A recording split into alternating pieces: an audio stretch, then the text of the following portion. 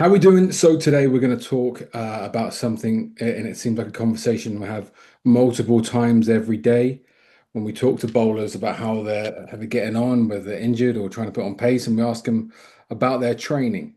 And most of the time we get this sort of answer. They're doing the gym bro split. So like I said, either they're struggling with pace or injury, pretty much everyone is training the same way and it's not great. It's generic strength. It's the gym bro split of push, pull, legs. And the main issue is they're not seeing the correlation between what they're doing training wise, how they're using their body, and actually the fact that they're not getting great results from it. They don't blame the training, which is absolutely crazy. It's like the training is sacrosanct. No, it's fine. It's absolutely fine. Well, it's not. It really isn't. And I think one of the issues is you're just told multiple times from multiple people the same thing. Coaches, other players, teachers, friends, physios, S&Cs, they're all saying the same thing. Go get stronger. Go get stronger. Just go get stronger. And in your mind, you almost think, well, they can't all be wrong, but they're all singing from the same hymn sheet, but the hymn sheet's not great. But we're still not taking the time to actually say, well, what's going on here? Why aren't I getting the results I should be getting? Because I'm training so hard. I'm done doing the training they're telling me, but I'm not getting results. And the trouble is, none of these people have accountability. So when it doesn't go right for you, they just almost shrug the shoulders and maybe get even stronger. And that's the sort of response you get, which isn't great. Um, so what happens? The issue is the player doesn't get assessed. You don't understand what's going on. So we always line it up with your car. And if you take your car in for a service or an MOT, the mechanic has got a list of things that they check to see how your car is working. And we all totally agree with it. We totally understand it. And we take the car in and it gets tick, tick, tick, tick, or cross, cross, tick, tick. And you come out with a roadmap of what needs to happen to have your car roadworthy, its MOT pass, its service pass, whatever it might be. We don't do that with the body, and it's crazy. So what you get is this reductionist approach, which tells you just to get stronger, and you'll either put on pace or you'll get over injury. It seems to be a blanket approach here. So if your pace isn't up, go get stronger. If you pull a hammy, or just go and get the hammy stronger. Here's 5 exercises. Here's a PDF of 5 exercises to do for the hammy. If you have a stressy, your back wasn't strong enough. And when you understand the mechanisms behind the stressor, you know how ludicrous this information is. The amount of times we get messages, oh yeah, I've had a stressy. I just like the 5 best exercises for your back. I pull my hammy. What are the best exercises to get my hammy stronger? Your hammy's not the issue. Most of the time, the hammy's not the issue. The back's not the issue. They're the ones who take the brunt of it because other things aren't working. That's the key here. Same as pace. Most of the time, we have people come to us at 25, 26, tell us the same thing. When I was 16, 17, I was bowling a lot quicker. Okay, so you've had 6, 7 years of strength training, yeah? Yeah, yeah. But you're not bowling quicker, you're bowling slower. Does that make sense to you? When you put it in those terms, it's absolutely crazy. It's like we say, the injury doesn't improve, the bowling doesn't get quicker, the action's not any better, but no one is saying the training isn't right. And it's madness, absolute madness. And this is the whole thing. We're looking at the wrong thing, completely looking in the wrong direction. If generic strength and just going in the gym and just getting stronger was the answer, then 90% of bowlers, probably higher, would be completely injury free and bowling a lot quicker. But they aren't. And this is the issue. No one is asking why, especially those guys that have done the same training year after year after year, not getting results. They still don't believe it's the training that's the issue. It is. It really is. So we want to look at what does bowling actually require? This is the question. Why aren't we looking at this? Do a needs analysis on what bowling actually is and what you need to be a fast bowler to be successful. And here's one of the things that really riles me. We speak to people and they say, I hear so much that my physio or S&C isn't cricket specific.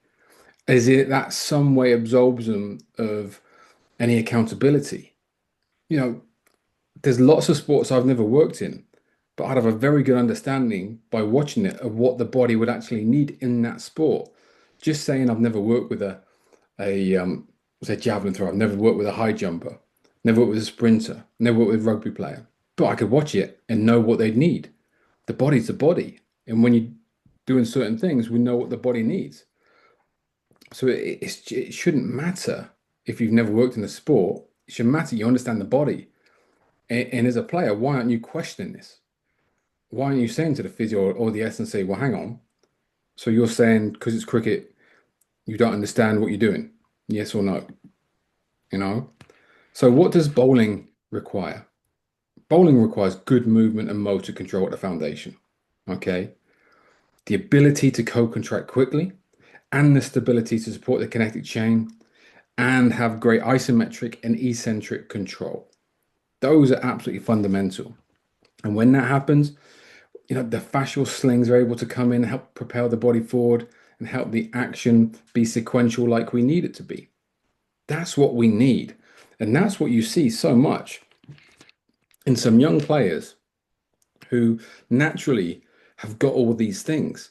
And what we see with generic strength is that it actually gets trained out of you, which is absolutely, it's madness to think that training is actually making it worse.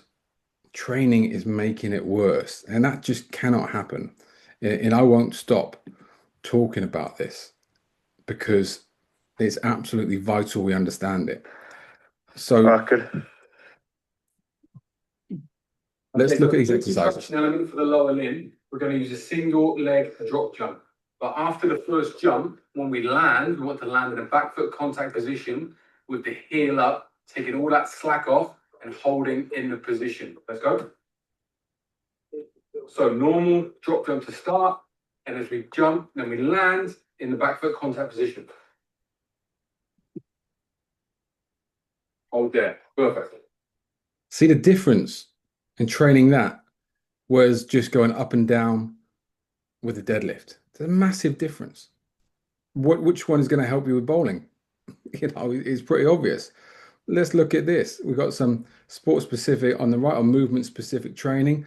Then we've got squats. So squats is one of the things that I talk about a lot because even just watch his legs. Just watch his legs here. See how it kicks out at the end there. You know, Probably got 40% through one side, 60% through the other. We're in lumbar extension, ribs are flaring. It's just not a good exercise. You compare that to actually get the body moving, get the fascial slings moving. It's honestly, it's almost like cheating when you actually give the body what it likes compared with just forcing the body in these different positions. Upper body, here, look at the difference between chins.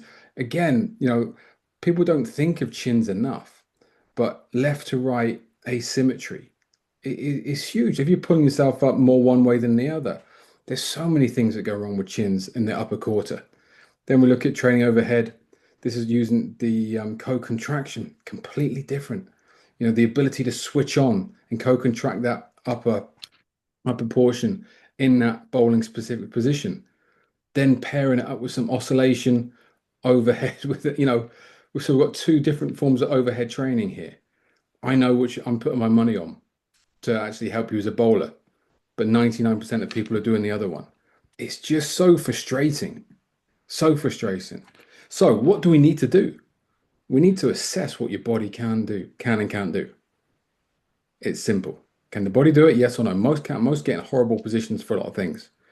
And when we have bowling footage sent to us, we can pretty much tell even before the action, just by the run up, what's gonna happen. And then as soon as we see the back foot contact, it becomes so obvious. Everyone's doing the same stuff. Everyone's collapsing their back foot. Everyone's got poor transition to front foot contact. Their pelvis isn't working. No disassociation between pelvis and rib cage. It's just blindly obvious, and it all goes back to exactly what's going on in your training. But most players aren't getting assessed. They don't understand anything apart from sagittal plane, concentric based exercise. And this is the nub of the matter. You get a program just sent to you after you've done no assessment, and you look at it and you see squats, deadlifts, step ups, shoulder press, bench press, chins, lat pull down. You think, oh, that's a good program. Have a little think. It's nowhere near what you need. And then some people just lump in a little bit of single leg work. Saying, oh, no, I'm doing some Bulgarians. If you've got really poor pelvic control and you're dumping into lumbar extension when doing a Bulgarian, it's horrific for you.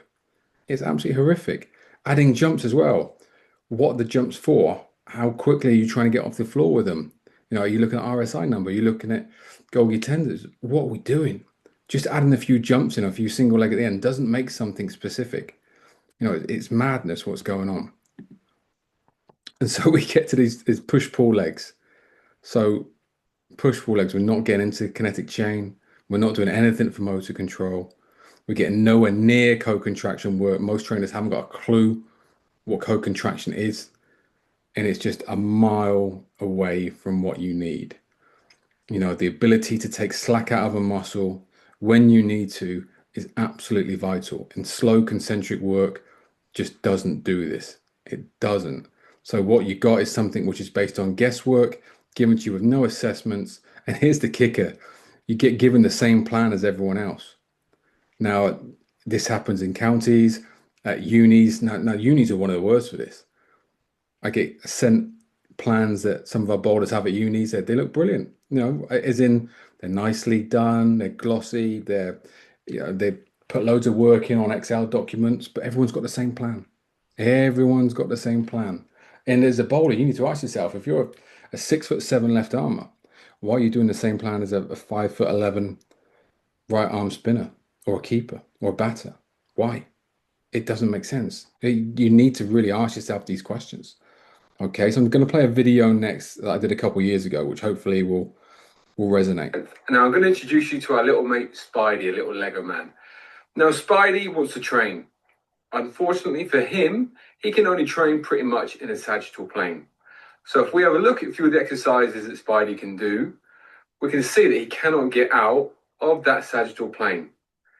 Now, unfortunately, most people choose to train in this way. Now, obviously, there's some very good exercise in there. But when we think of what the human body can do compared to that of a Lego man, it seems absolutely crazy that a lot of people stay in this plane. Then when we have a look at bowling, the thing is multi-planar, everything's going on. We've got so much. And this is exactly why we need to get out of the old ways and get into actually how are we training 3D? How can we get the body best adapting to training in all three planes of motion so that it can cope with the forces placed upon it? Okay. If you don't understand it from there, then we're going to struggle to get it across. But hopefully you can see the madness of the gym bro split, the madness of sagittal plane concentric based training if you're trying to improve your game and get out of injury. Okay. Start to really question what's going on.